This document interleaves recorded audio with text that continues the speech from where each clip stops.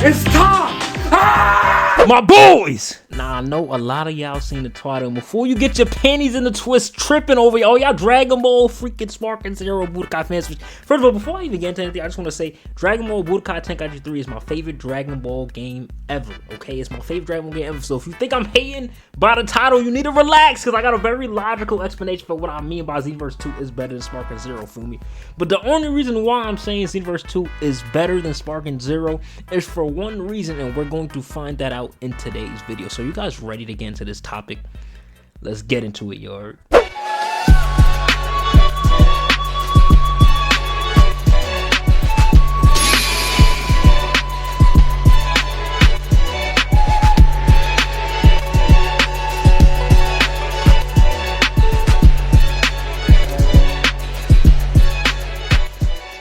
Now, before I get into that, one reason for why, to me, Xenoverse 2 is an overall better game than Dragon Ball Spark and Zero after playing Spark and Zero for the last month and a half, however long it was out so far.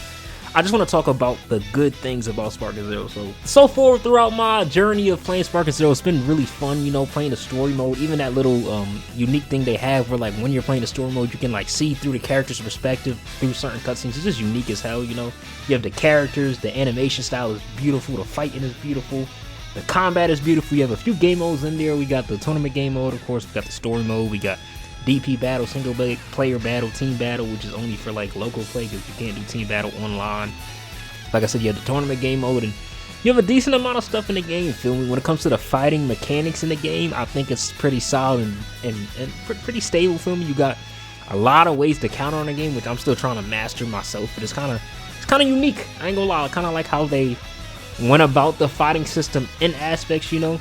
You have a few things that is a little iffy when it comes to how balanced it is, like how you can like max out certain characters on the game with items, but I do believe there's an option online where you can take off items, so I guess that does balance it out. But you got that. You also got the whole, I think, player cost system or whatever you call it, whereas like certain characters are like 5 points or other characters are like 3 points or 2 points depending on how overpowered they are, so I think I do like that about it. So as annoying as it is to be running into MUI Goku Gogeta every 5 seconds online, if you're doing DP battle specifically, you can find yourself a pretty balanced team to go up against basically any team as long as you know what you're doing, especially if you do have items out. So overall as a game, Spark and Zero is top tier, and for somebody that has been like anticipating the newer remastered version of Budokai Tenkaichi 3, they didn't disappoint. Now why is your boy saying that Xenoverse 2 is better than Dragon Ball Spark and Zero? Now let's get into Xenoverse 2's perks before I get into that. Now when it comes to Xenoverse 2, y'all know your boy has a long history on the game. I've been playing it since it came out. I've been making a lot of content on it, feel me? And there's just a lot of things about Xenoverse 2 that is good and bad. Of course, bad.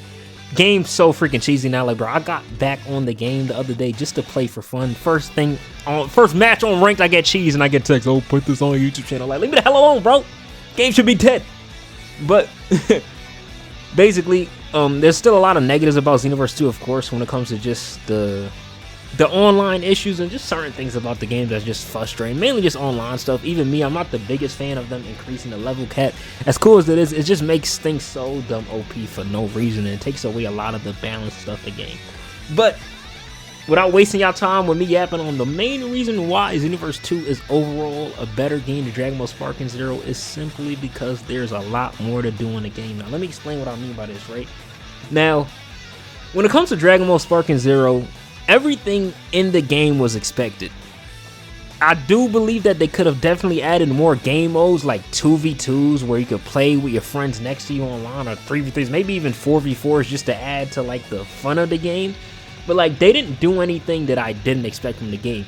However, apparently, from certain videos I've seen, I think TikTok have popped up and just certain reviews, it seems like the amount of players that are playing the game dropped significantly since the game came out. Now, of course, that is justified because no game is going to have the same amount of players that they have off release, especially when the hype is fresh and new. But it dropped a crazy amount, apparently. And I'm going to tell you why that happened. It simply happened because people are bored. You're probably wondering, why will people be bored of the new, all-anticipated Dragon Ball Spark and Zero? Simply because there's not a lot to do on the game, which is why it adds to my point about Xenoverse 2 being better. Now, as annoying as Xenoverse 2 could be with the terrible netcode at certain times and the annoying online plans and all that, there is a crap ton of things to do on the game. I'm talking about Hero Coliseum, which no one plays trash Hero Coliseum. You got a store mode with a bunch of add-ons, you got a bunch of DLCs, a bunch of characters. You got character customization. And why am I being loud with character customization? Because that is really the main reason why Dragon Ball Xenoverse kind of stands on the pedestal as the better game amongst a lot of these anime games, because they have probably the most complex character customization system in regards to what you can do. Now, the benefit to having character customization in any anime game or games in general is that it allows players to have a reason to stay on the game for longer. As fun and as good as Dragon Ball Sparking Zero is, and as more balanced as it is technically than Dragon Ball Xenoverse 2 is, there's not a lot of good reasons for people to stay on the game for long when it comes to just getting bored of doing the same stuff. Like, you're online, you're fighting the same characters, the same Super Saiyan 4 Gogetas and Vegetos and MUI Gokus. You're playing a little tournament game mode that doesn't really have a lot of features to it and all.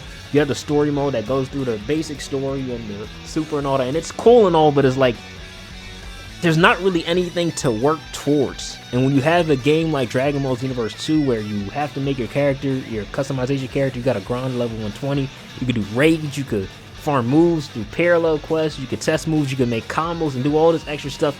There's just so much more time that can be invested into the game enjoyment wise. So am I saying that Dragon Ball Xenoverse 2 is a overall better game than Sparking Zero? Not really, and that would be unfair because Sparking Zero is not a game meant for character customization. But simply for the fact that there's more to do in the game is what makes it an overall better game when it comes to lasting longer, if you get what I'm saying. Another example of why I say this is even Demon Slayer. I remember when Demon Slayer first came out, I was actually very hyped for it, and I liked the game, but that game died off in like less than 2-3 weeks. And simply because, was the game bad? No.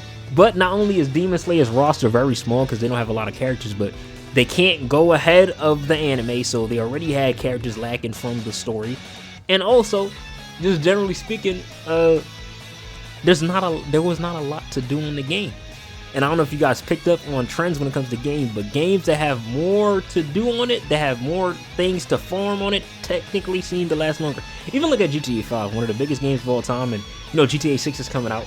GTA 5 still has more players than probably the average game playing today, simply because there's so much to do on GTA 5, you get what I'm saying?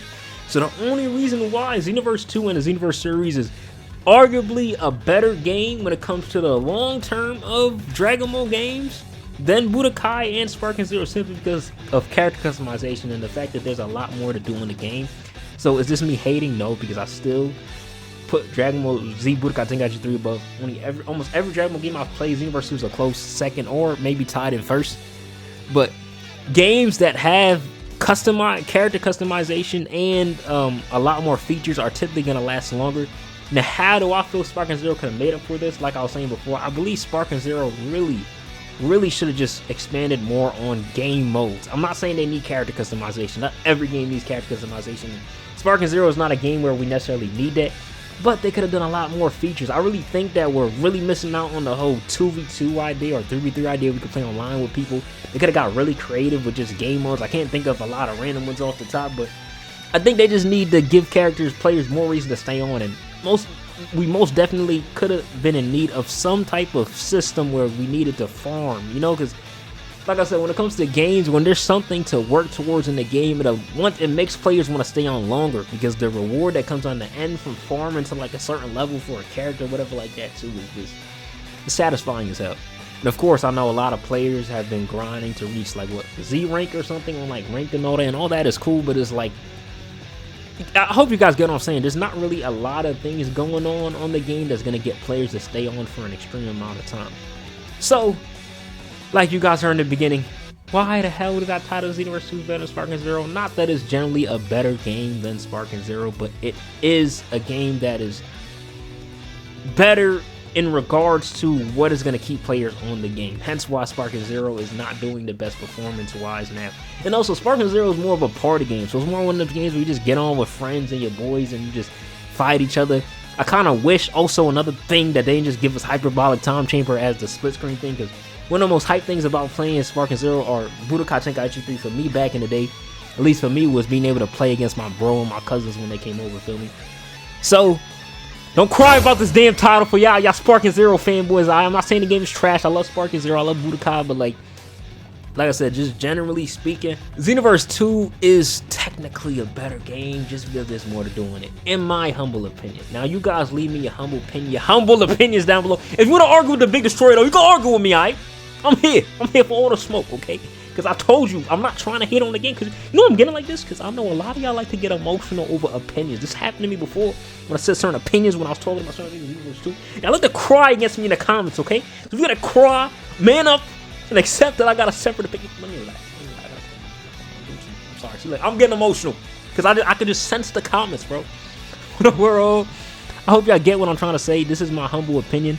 I love Sparking Zero, still a great game, and there's still a lot of stuff to look forward to. They're probably gonna do a lot more like DLCs and all that, but like I said, just overall speaking, I do think Xenoverse 2 is a better game. Now, the reason why I made this video as well is because I see a lot of people talking about this stuff. I've seen like little things on TikTok. I don't mean on TikTok like that, but I've seen a little streams and certain things pop up. People saying Xenoverse 2 is better, Sparking Zero is better, and all this stuff. And I just want to say my opinion on it and why I believe Xenoverse 2 is overall a better game from a certain point of view.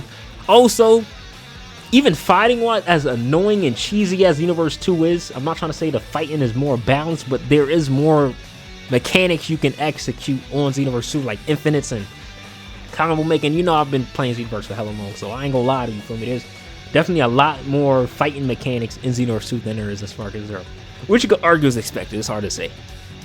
But yeah, that's my opinion on the little debate that was happening in the community. Like I said, y'all let me know down in the comments below how y'all feel about it. I'm trying to get back a consistent upload. Your boy just been having some stuff in his personal life going on. Nothing too crazy, but I'm trying to just figure out the content route I want to go right now. I do want to make Sparking Zero content, but like I said, it's not that I'm not feeling the game. I'm just also kind of getting bored of it too, or not really knowing what to do. So I'm gonna figure some content thing I could do out for y'all boys and get back to the consistency in the best way that I can, feel me? Also, check out my second channel because I'm gonna start posting more anime commentary content on there too. But I love y'all boys. I'm gonna catch y'all on the next one. I'm out. Peace.